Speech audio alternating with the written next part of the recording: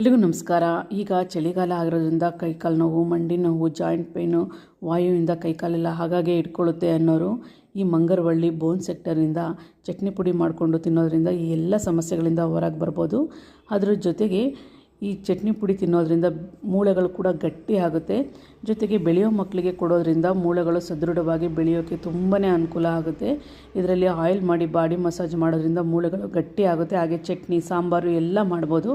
ಚಟ್ನಿ ಪುಡಿ ಮಾಡಿಕೊಂಡು ತಿನ್ನೋದು ಒಂದು ಬೆನಿಫಿಟ್ ಏನು ಅಂತಂದರೆ ನಾವು ದಿನನಿತ್ಯ ಯೂಸ್ ಮಾಡ್ಬೋದು, ಯಾವುದೇ ರೀತಿ ತೊಂದರೆ ಇರಲ್ಲ. ಅದ್ರ ಜೊತೆಗೆ ನಾವು ಯಾವಾಗ ಬೇಕೋ ಆವಾಗ ಹಾಕ್ಕೊಂಡು ತಿನ್ಬೋದು.